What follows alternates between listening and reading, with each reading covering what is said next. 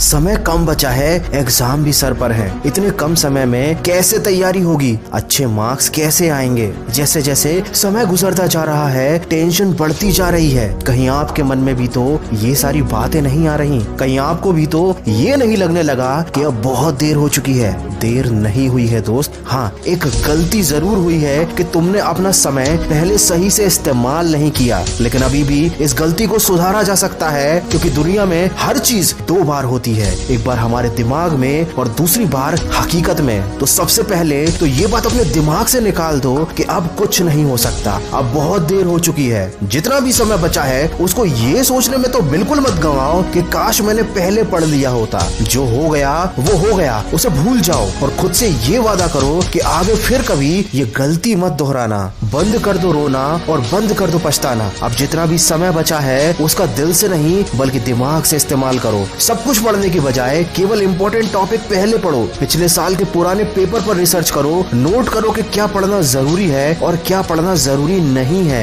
और syllabus wise उन papers को सॉल्व करो। दूसरों को देखकर अपने टारगेट सेट मत करो, ना ही इस बात पर ध्यान दो कि किसने कितना पढ़ लिया। आपको बस एक बात क्लियर होनी चाहिए कि आपको कितना पढ़ना था और आपने कितना पढ़ लिया। अगर पढ़ते समय नींद आए तो 5 मिनट के लिए घर की छत पर टहलने चले जाना और अपनी किताब जरूर साथ में ले जाना। मैं 100% गारंटी देता हूँ कि नींद भाग जाएगी। आप जिस भी टॉपिक पर कंफ्यूज हो रहे हैं उसको टिक करके अलग रख लीजिए। जब आपकी पढ़ाई खत्म हो जाए तो इस टॉपिक को इंटरनेट पर या अपने किसी बड़े भाई बहन या दोस्त से पूछ लीजिए, लेकिन उस टॉपिक के बारे में सोच कर अपना टाइम बिल्कुल भी खराब ना करें। एग्जाम हॉल में जाने से पहले अपने किसी भी दोस्त से किसी भी टॉपिक को लेकर डिस्कस ना करें, ना ही खुद को जज करें, क्योंकि यहाँ आपका कॉन्फिडेंस लेवल गिर सकता है या आप कंफ्यूज भी हो सकते हैं। जैसे मोबाइल पर गेम खेलते समय जब तक गेम कंप्लीट नहीं हो जाता सारा ध्यान, सारी इच्छा शक्ति और सारा फोकस उसी गेम पर रहता है, वैसे ही ध्यान और वैसे ही फोकस अब पढ़ाई में लगाना है। चाहे नींद आए या तूफान आ जाए, नजरें किताब से हटनी नहीं चाहिए। लाखों में एक बंदा IAS बनता है, हजारों में एक बंदा